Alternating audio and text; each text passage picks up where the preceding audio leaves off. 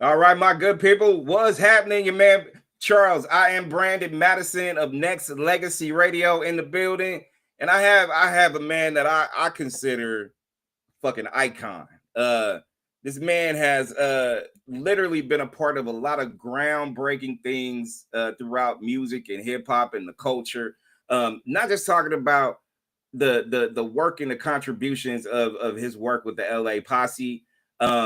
LL sophomore album, Bigger and Deffer, he made a huge statement on that shit. And not only that, like a lot of people need to like literally take notice of how the work happens and why it transpires into like legacy based things. And I'm not just talking about it being money based. I'm talking about a man who has literally helped shape careers with his input and his direction on how things roll.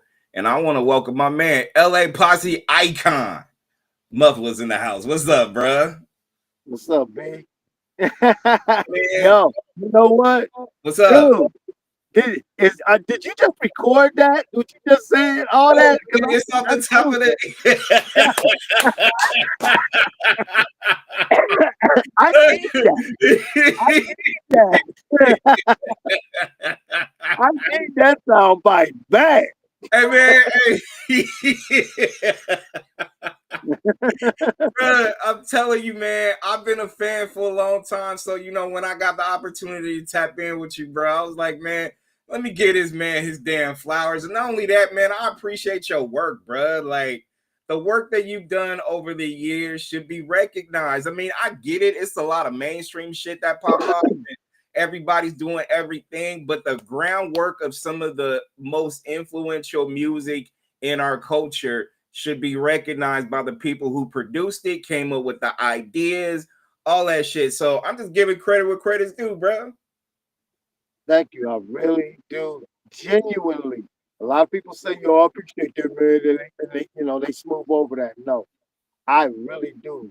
Heartfelt, deeply do appreciate like your platforms like this, people like yourself doing it the way you guys are doing it, man. I really do appreciate it. And just to be included still, 30, 40 years later, I appreciate it, man. One love. Well, I'm gonna actually start there and tap into the history of just what you just said, 30, 40 years. It's not just a deep run, but it's a legacy run. It's just like the stuff that I mentioned in regards to just how influential you have been on music, not just being in the room with Russell and LL and working and doing the shit with the LA Posse, but just your work. So and I'm gonna have you just go backwards real quick from everything that you started to where you could be able to view yourself in regards to you giving your own flowers. Like, what does it mean to you when we peel back and realize the legacy that you built since way back then? You know what? It's really, I have a humble sense of pride. I don't know if that's like an oxymoron or how No, that that's mixes. real. That's I, real. I have a humble pride in being of the input because I had to look back. If I had looked back on my journey, I won't say career, I say my journey. Um, being in the right place at the right time and being just you can't account it to nothing else but the creator doing what the creator does. Right. Just I mean, come on, man. I went from growing up starting off in South Central, but growing up in the desert out here in Palmdale, Lancaster. No, I'll keep it even closer. Sun Village, in a small town in the east of Palmdale. mm, Groundbreaking. I mean, I Need Love, LL Cool J, Def Jam, when in its heyday, in the beginning of Def Jam, you Right. know, Right. sitting around in the record shop with Uncle Jam's Army, with Roger Clayton, my cousin, rest in peace, and playing I Need a Beat. One of the first, and what's the name of that song by Tila Rock? It's Yours. Those Yeah. are the first Def Jam records. Yeah. And playing them and say, "Dang, I want to be the first West Coast guy. You're just talking trash to yourself. Right, right, I would like to right. be the first one that goes, and then next thing you know, bam, you bridge the gap between East Coast and West Coast hip hop. Bridge the gap. Come on, man. We were the first ones to collaborate like that. No doubt. And right behind us was Ice Cube with the Bomb Squad. He was right exactly. behind us. Yeah, But and see, Muffler, people don't know that story, or they don't know, they may know some glimpses of it, but I'm a student of your work, right? So, and not only that, I listen to some of your other interviews or whatever. So, one previous interview, you were talking about just your experience of going out to the East Coast for the very first time. But let me take it there and ask you, like, if Russell Simmons sought you out, sought the LA posse out, what was it about what he said to y'all that made y'all want to go venture out there to New York? okay, that story of how we got from the BRE to New York 2 days later, that was Yeah, like Sunday, and then the Tuesday morning we was on the corner of 41st and Broadway. yeah, That story is, I mean, I didn't sugarcoat it. It was that fast, dude. I had barely had time to go home and tell, my mother and my kids, yo, I'm out of here. yeah. I got. We didn't even tell Roger and them guys because they didn't know. Roger and them didn't hear about it. The only ones that really saw it in real time was Ice-T. Okay. Ice-T saw me and Daryl off at the airport that night.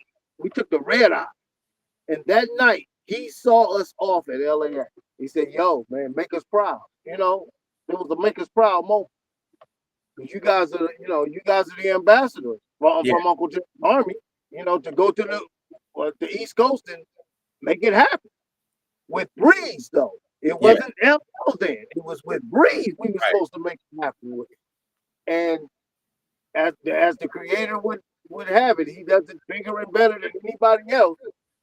He made it bigger and better. He made it bigger and deafer. Hey, hey. He made it bigger and deafer. I just So I mean, yeah, it was. I look back on it and I can't believe it sometimes you know how things fall into place. I was just talking to my wife Tanea the other day and this morning talking about how things fall into place. no doubt. Wow, man, and you And, marvel at it. and Muffler, check it out. What was it that Russell told y'all though that made not just made y'all want to tap in and go out there, but he was seeking y'all out literally. Like, did he No, like? he was just looking for um the next big thing. He was Ah, looking for the next big thing. I got you. He was sitting in, like I said, he was sitting in the lobby. He was playing tapes of people that he didn't even know. I mean, people knew before, Ah, but he was just, I'm Russell Simmons. Everybody was sitting around him like he was a king. yeah, yeah, He was giving how the story in the king is sitting on the throne and people are bringing their gold and their tribute. yeah, yeah, Well, that's what yeah. the tape was. We were bringing our tribute, and hey, we went from court jester to we went the way of Moses. You know what I'm saying? No doubt, no doubt, no doubt. Cause bro, I ain't gonna lie, man. Like, I mean, LL and his introduction album, like Radio, was historic. Bigger and Right. Deffer, his sophomore album was a level that I personally haven't heard. Because you know LL's Radio that had his stamp, and usually, like, when you go off Young Aggression, he was probably one of the lyrically back then one of the most aggressive lyricists in terms of how he was expressive, not just with his lyrics. Bigger and Deffer, you started to see more of that aggression with cool attached to it. And I think like how you fuse that project, Bigger and Deffer, with his attitude was fucking genius, bro. Well, see, it goes back to like I was saying, our humble beginning. We used to sit in the record shop on the corner of Western Slauson and West, the DJ booth, Uncle Jim's DJ booth, Yeah. and to sit in there and play I Need a Beat and I Can Give You More and I Want You and Dangerous and the radio and come on, man, we used to sit and play that, and then a year later, wait, no, it was 2 years later. Two Yeah. Yeah. years later, we're producing the sophomore, the follow-up of that. Yeah. Yeah. That's great because I can't wrap my head around it sometimes still. You know what I'm saying? What? Us, little, you know, me and my partner Lester were sharing a beeper back then. We had to share a beeper. Damn. Little us, we went from that to wow. You know, it was a whirlwind. It was a whirlwind, man. You know, it's one of those success stories. You know that you hear about. You know, overnight success. It was a yo. I, I sometimes I just can't wrap my head around how much of a blessing. Now that's Yeah. accurate. Yeah. So with that project though, Bigger Endeavor, it literally, because you know sometimes, you know, hey, sophomore slump, that can happen. It's real. You've seen it in the industry a lot, but that didn't happen with LL shit, right? So you know, you went from like I'm bad. But what you were asking me, yeah, I want to be accurate because you asked me what did Russell say Yes, sir. to us to make us want to go to New York. Yes, sir. He said after he listened to that demo tape, Popcorn, he said, "Who's with you?" He said, "Whose tape is this?" Okay. I said, "It's it's mine. It's Dwayne. Uncle Jim. Yeah. He knew me from Roger bringing Run and LL and all the groups that Russell already managed. Yeah. He knew me from that. He said, "Who's with you?" I said, "It's just me and Breeze." And Daryl was standing next to me. I said, "Oh yeah, my man Daryl." He said, "Okay." And I'm telling you the way it happened. And, Bill Stephanie, Bill Stephanie, and what's his name, Gary Harris. He said, "Yo, call Heidi. I want these guys in New York next week." And that was Sunday afternoon. Sunday night, we went to the Columbia party. Tuesday morning, we took the red eye Monday night. Tuesday morning, we were there. He said, "You guys are going to be my new act. You guys, I want you. You guys are going to be my new producers. My new act, Breeze and all." He loved Breeze, but he liked the production. That's what it was. Because I learned from the Egyptian Lover how to, work an 808 without a owner's manual. You know what I'm saying? But it wasn't until I got to New York and got with Rick Rubin and Steve Ed, that's when I really learned how to work an 808. And that's where, and by the time, it was time to start working on the Bigger Endeavor stuff, I had pretty much mastered that puppy. I was pulling up beats that LL had never heard, right? Of how to program that bad boy, and so I mastered that under Rick Rubin. Rick Rubin was my guy when it came to that 808, and I passed that on to Chill Will from Dougie Freshman DJ. I passed that on to him. Yeah. Hey, so Muffler, check this out. So you had to literally study 808s and all that shit on your own without anybody asking you to, for the most part, in order for you to, like, you know what, let me level up because I want to know this. You had the drive to want to do that. So tell these people out here who, to me, in my opinion, Muffler, needs to be a study of themselves. Tell these people why it's important for you, not just to do what you did, but to be a part of something that literally transformed just the way you do business too. Yeah, what it is, I've always been the type of person, if I'm going to do something, that I want to know everything about that thing. Like I have a women's football team. A lot of people know that I have a women's football team, women's professional football team. We won a national championship. last year. And okay, so having a women's football team, I need to have a football stadium. I need I need all the equipment. I need helmets, shoulder pads. I don't count on my girls to have their own stuff. I want to have it. I want to have everything. I have um those markers, the yard markers and all that stuff. I have all of that stuff in my garage. I want to have everything that has to do with that. And I say that to say this. If you're going to get into music or get into the entertainment industry and everything it has to do with that, get an understanding get the lingo.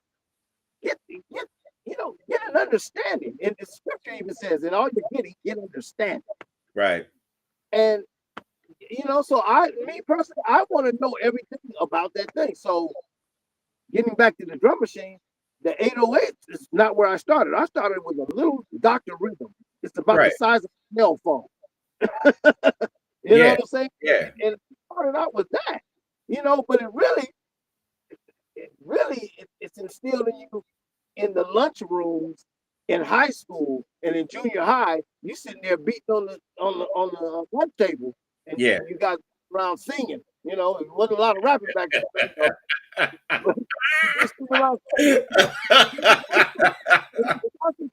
Bruh. There wasn't a lot of rapping back then when I was in high school. But there was a lot of harmonizing. Hey, Muffla, we talked about LL sophomore out bigger and deeper. We heard the cuts, bad, Candy, get down, etc., etc. Now, let me ask you a question. You and me and all these listeners, because I don't give a shit. I'm gonna ask. So, was there anything on that album that was left on the cutting room floor that you were like, you know what, that should have went on the album? That should have went on the album that didn't? Yes. Yeah. Yes. There's like 3 songs that I personally like.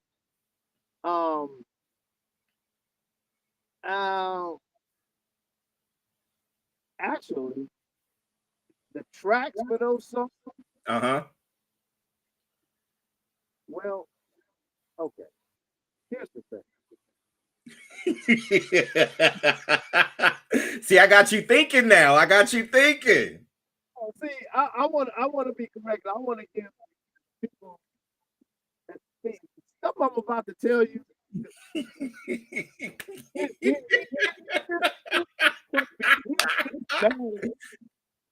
But Bree, some of them shit that I gave to LL belonged to Bree. Really? When we got to remember, I worked with his.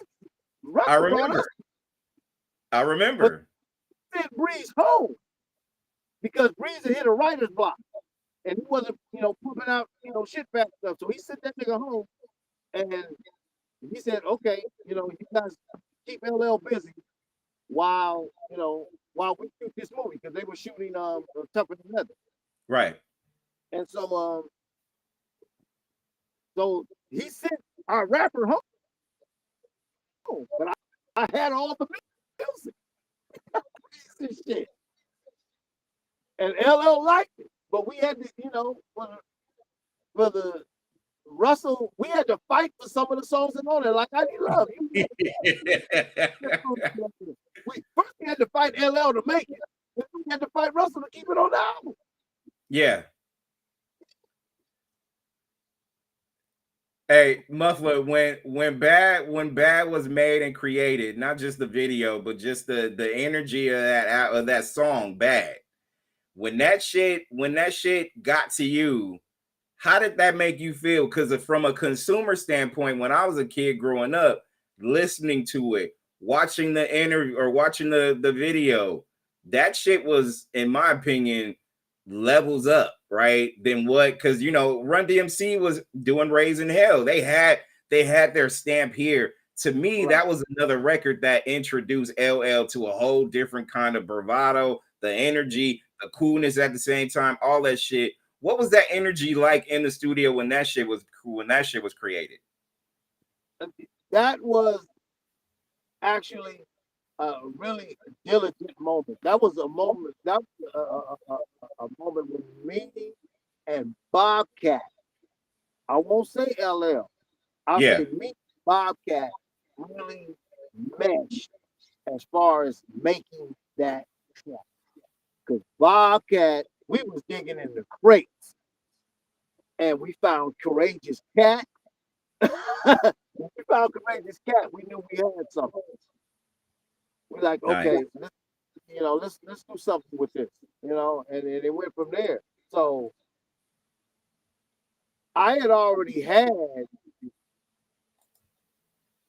the beat, the foundation. Bob had found, something to put over. So he was going Right, through record after record, just playing. I was just playing. The beat was just playing. Because we had already laid it. It was already on the twin. So the drums was already laid. But then Bob was we was going through the music, just going through the crate, just going through, just finding anything. Mighty Mouse, all the cartoon stuff, yeah, all yeah. all the stuff that people wasn't using. If everybody was using the samples of Funky Drummer and all the black exploitation loops and all that stuff, but wasn't nobody messing with the cartoon. Right, right. I got some cartoons. I know we're going to talk about it in a minute, but I got some cartoon stuff that's going to blow your freaking mind. You just wait. You see what I got coming out. Wait. Right. God. I love it. I love it. No, I love tapping into history like that because as a guy who literally loved music, not just the inception of hip hop, but just love music, to be able to get like a fresh perspective of what you had to go through to make it, or who you had to talk to, or where you had to travel, makes that appreciation go so far, bro. Like in terms of just the level of work that you had to actually do. And literally you had to scrap for it. I heard your interviews. I heard when you touched down what you had to do just to be able to get some money to do this and do that or whatever to make a move, because you didn't go down there, okay, I'm gonna make millions once I touch down or whatever. That wasn't the case. We had So to hustle from the gate. yeah, Yeah. yeah. And I think it's important for people to see, like when you talked about humble beginnings earlier, you talking about something where, I feel like paying it forward is shit like this. Like I feel like I'm still not doing enough. Let me know what your car situation is. I'll go wash your car and do all kinds of shit. You know what I mean? Just so I can say thank you for lighting a fuse to me to be able to level up. So I'm sure you get that type of shit from like your fans and true supporters as far as paying it forward to thank you for the work you've done, right? Yeah, well, yeah, you know what? One thing, my so-called fans, I'm a fan of my so-called fans. Got I you. just appreciate the love. You know what I'm saying? So I'm a fan of anybody that's a fan of me. I'm your Yeah, fan. So I feel it. fans are. I have an open door policy. You can inbox me. My phone number is on my Facebook. Yeah, You know what I'm yeah. saying? If you want to holler at me, you want to, yo, I'm like Deion Sanders. I ain't hard to find. There you I am go. not. I'm right here. There you- So, my fans. I'm a fan of my fans. If you like me, uh, thank you. I appreciate it. Just to be loved. I'm good. I feel it. What are you doing now? Because I want to know, for one, what are you doing now, and for two, far removed from the days of old, but the vibe that you getting from music in today's day and age, like what are you up to, and what's going on with your thoughts on music? Well, in the era of content, you gotta have Mhm. content. So in the era of that, I have a film that I wrote. Okay. Um, it's a three-parter. I have the sequel. I have the synopsis for the sequel. No, I have the storyboard for the sequel and the synopsis for part three. It's an action adventure weed comedy, and just to give you a hint of what to expect, if you took the Wizard of Oz and mixed it with let me see, the Wizard of Oz mixed with Jumanji and Half Baked. If you took those three and put them together, that's what this film is. That shit sound wild, bro. Like I ain't gonna lie. Hey, just off that alone, Yeah, Muffla, I'm kind of curious to know what the hell is up too, right? So yeah, look for it. I'm trying to get it shot. I hope to have it shot by summer of next year. Realistically, it's called Dank: The Quest for Euphoria, and that's all I'm gonna say about it. I don't want to put too much out there, but the actors that I have in it, I got some information. I got some advice from DJ Pooh, some tips from him because he's always been one of my heroes anyway. But he says, look, you don't have to get A-list actors for this film. Just get people that you know can pull it off.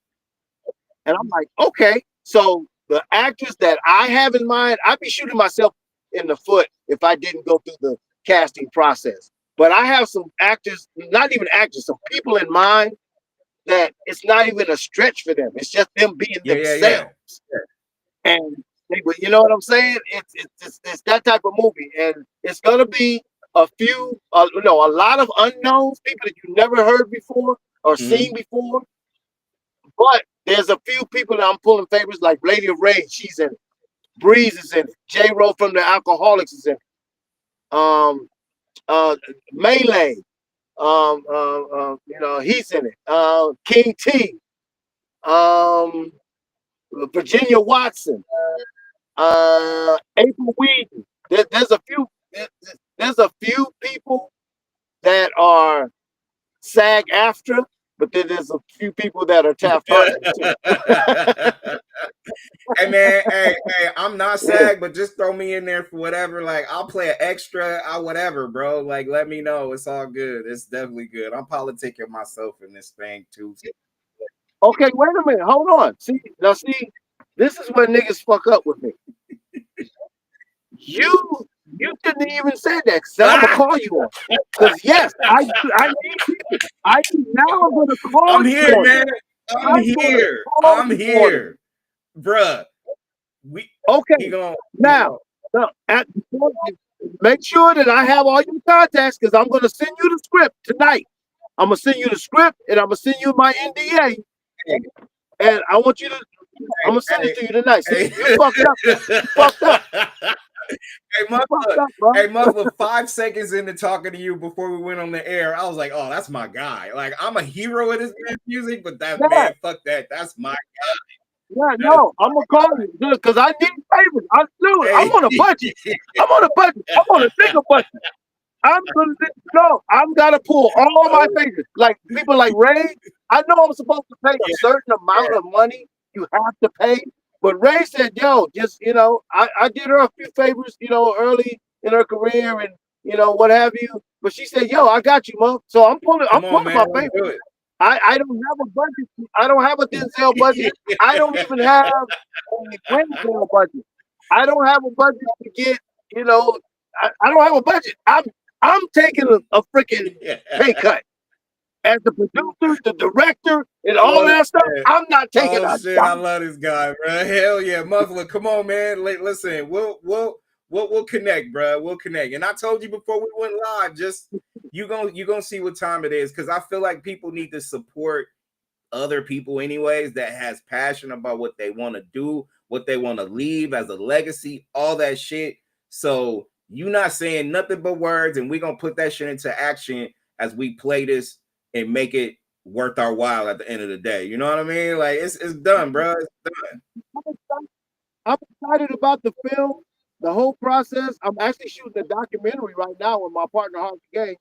We're doing a documentary on where I grew up, Sun Village. It's the only place that Black people can live outside of Palmdale back in the day. And we're doing a documentary on that. I'm also doing for the Dank Request for Euphoria, Uncle Charles Army's the soundtrack. Uncle Jam's Army. I already got one song with Ice Cube, Big Dad from LA Posse, and General Jeff, rest in peace. They're all on there. It's called oh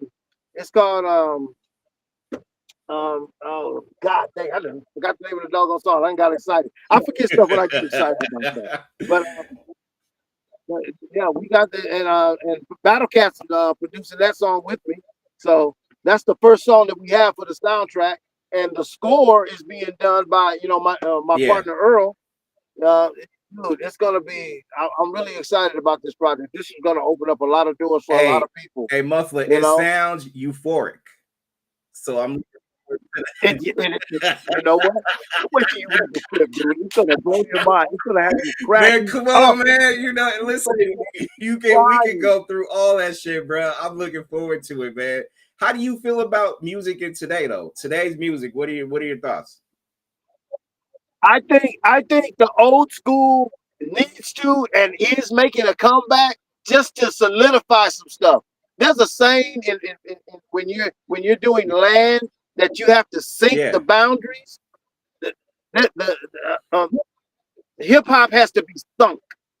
It has to be re-sunk because it kind of lost its grip there for a minute. Yeah. You know what I'm saying?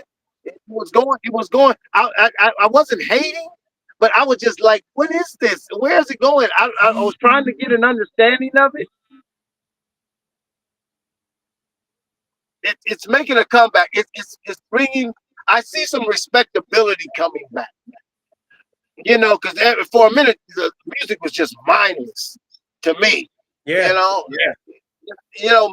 That mumble rap era. I just couldn't. You wasn't even. It took no effort for you to make that. All you did was get on the mic and went. Come on, man. Are we doing Indian dance now? Is that what we're doing? But now I feel it. There's hope. Kendrick, J. Cole, even in the R&B with her and people. But you know what I'm missing?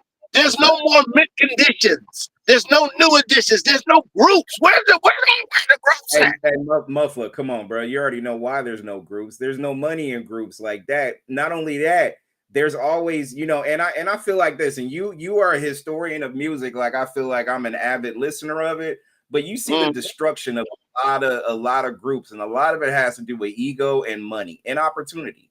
Like a lot of that shit kind of has that way. But I'm with you. Bands meant everything. When you go back to Maze featuring Frankie Beverly, Earth, Wind and Fire, Kool and the Gang, fucking let's go to Temptations route. Let's go to Stylistics. On and on and on. And you saw the blueprint. But why doesn't it sustain itself? Because I think some people get away from themselves, and then the money's kind of weird. Like, you go that route as well. So it's hard to be, in a situation like that, because you got to think about it, Muffla. Everybody who was you going back to the Supremes as well. Who was the boss? Quote unquote, Diana Ross was, right? So she went on and did a solo thing. New Edition split up, even though they got back together. Everybody has like some interchangeable parts. And then I don't know if you know this, but let's just go the other route with Hall & Oates, right? Hall & Oates don't want to do music together anymore. They never really clicked, even though we as music guys and girls thought that they was vibing like no other. But bigger picture was they never clicked. That's why, you see the reports of them saying like, nah, we'll never do music. Just leave that as it is. It's crazy how groups have like transitioned into that shit, bro. It's crazy. Yeah. You get it right on the head. You get it right on the head. Yeah, that's what I miss. I miss a group. I mean, but see, I look at the damage that it's doing for the future. Because 30 years from now, you're gonna listen to it, the Temptation. Mint Condition is the new Temptation. Yeah. No, you're 100% right. But you know what the 90s gave us though? They gave us a glimpse of what it literally could have been.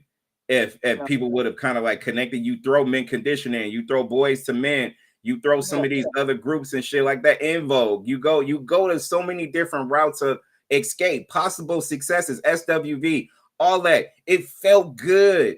And then people don't want to play together anymore. It's just like you used to go outside, Muffla, you and me. I don't know. We're roughly around the same age, right? We used to go outside, go next door, or people used to come to our house, let's go play with the homies, or let's go play on the block or whatever. People don't play together no more, bro. They don't want to go outside and connect like that. Even if they wasn't my hey, check it out. Even if they wasn't my friend, I'm gonna go make a fucking friend today. I'm gonna go right over there and just go play. And people don't want to do that in music no more. Yeah, you know, social media, and that's their outside. Yeah, yeah, yeah.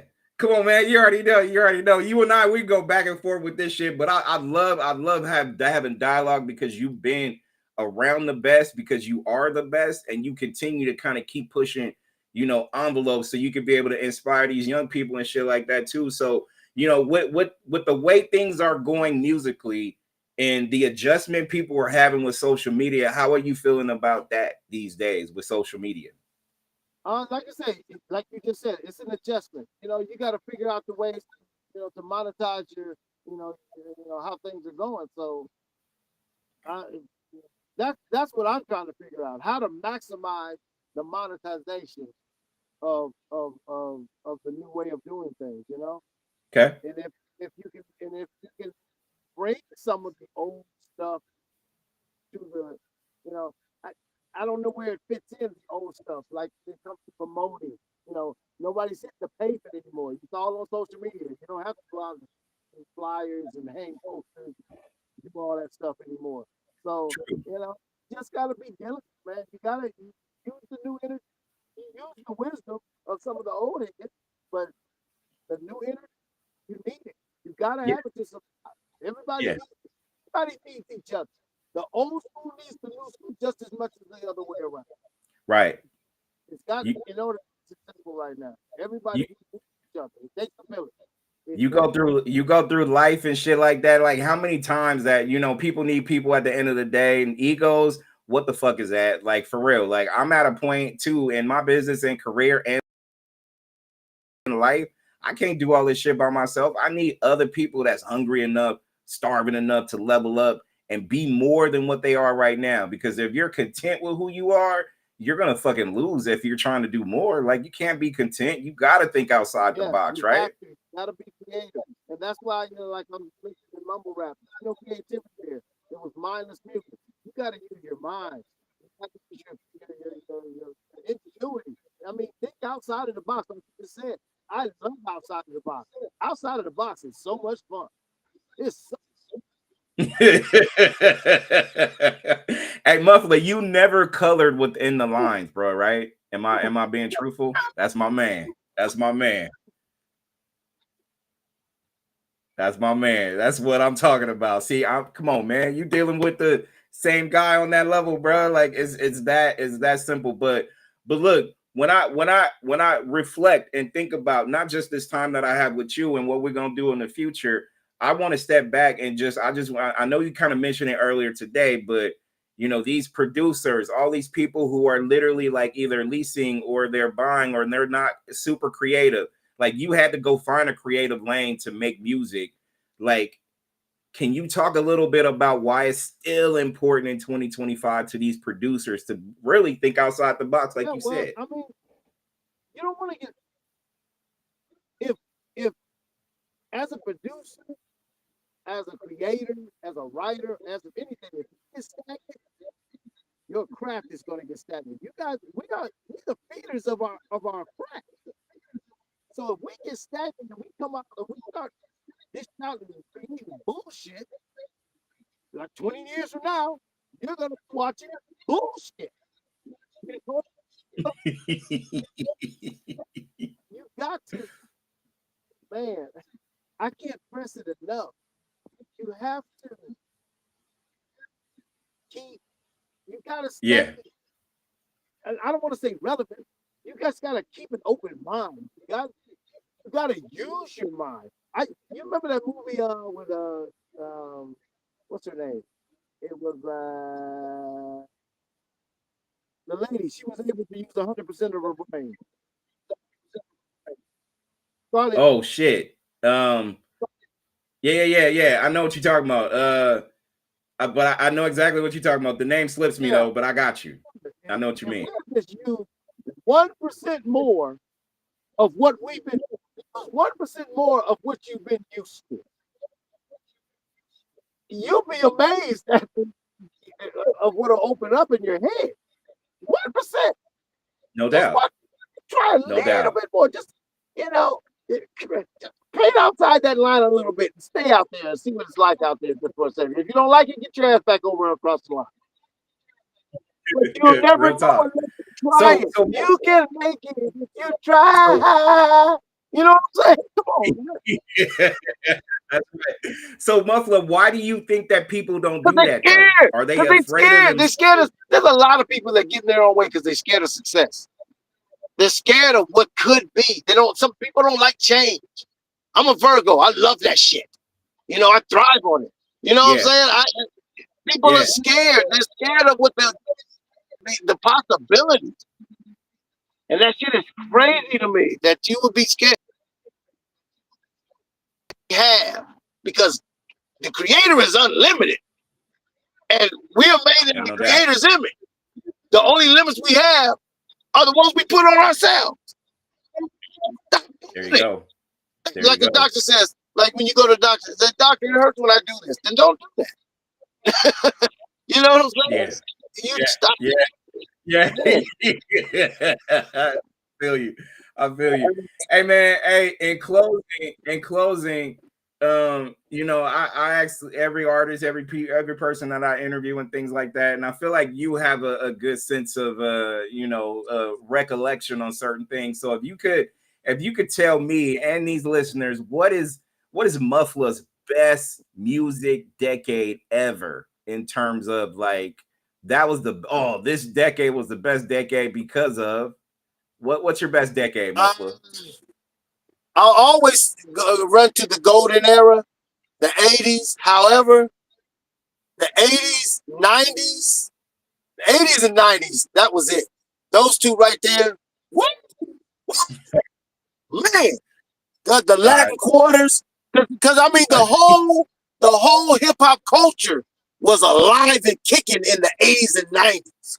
The whole culture. Talking about breakdancing and DJing and rapping and graffiti and you know the clothing and all that. Come on, 80s and 90s, man. That was it. That was what we was doing. There was no rules. We didn't have no rules then yet. You know, they couldn't get us for sampling. That was part of the culture. You know what I'm saying? So yeah, the 80s and 90s, man. That was it. To do it purely based on energy, like when you go back to the 80s, you think about like the apex of hip hop and how that birthed you know, a lot of opportunities. The women in hip hop was winning as well. It was just a beautiful thing to see. And you know, like you said, fashion, if you could take anything from the 80s in terms of fashion to rock right now, what would you be doing, Muffla? Or what would you like to see? You know what? I'd like to see 310 come back. Remember 310? No shit. No shit. I would love to see 310 come back because I love those shoes. They had shoes that were made like in the interior of a car. That shit was. Oh, I forgot about that, bruh. Come back. Right. Oh, and there was another one, sagwear. There were these pants that they weren't saggy, but they looked like they were saggy, but they were up on your waist. That shit, my homeboy Thurston had that shit. That shit was flying. I love it, bro. I love it. All right, what about the women? And you know, because you know the 80s was pure women's biker shorts and like I like the round the way girl shit. The round the way girl shit was fired. The MC Light, the big earrings, you know, the bob haircuts, the Nita Baker haircuts. Yeah, come on, man. Yeah. That was good for me. No doubt. Hey, Muffla, not only has this been fun, I'm looking forward to our partnership. I'm looking forward to future things, not just from, you know, seeing you continue on your legacy, but I just feel like, you know, when it comes to this culture of music and how we do things, it's time that we need to spin the block, right? We need to spin the block back so we can be able to get more people excited about their culture and also their brand at the end of the day. You're marketing your shit every single day you get up and do what you do. Way different than it was because the machine could do that for you when it was what it was. Now it's kind of like grassroots in a sense. I used to see Too Short back in the 80s sell his tapes and shit like that back in Oakland back then. Like I got memories of watching him do that. So to bring some of this essence back of what we need as far as bringing certain things in this culture, I think we doing it now with this. We utilizing the technology, but also we got grassroots mentality as well. Yeah. Okay. Yeah, looking forward to it, man. Make sure I have your email. I'm gonna send you the script tonight when I get on. Hey, I'm gonna text you. I'm gonna text you my email after we log off. But Muffla, I can't thank you enough. I'm looking forward to working with you, but also I appreciate everything that you've done to revolutionize this thing that we call not just hip hop culture, but music in general. So you have your place on whatever Mount Rushmore of music shit that's popping off, and you need to be celebrated as well, bro. I'm just saying. Hey, we'll be at you. We'll be at you. I got you. All right. Appreciate you. One love, man. That's my homeboy. That's my new homeboy. Like this dude is the fucking truth. Muffla, my guy. I appreciate this guy. I appreciate you all for tuning in. Until the next time, y'all. I appreciate y'all. We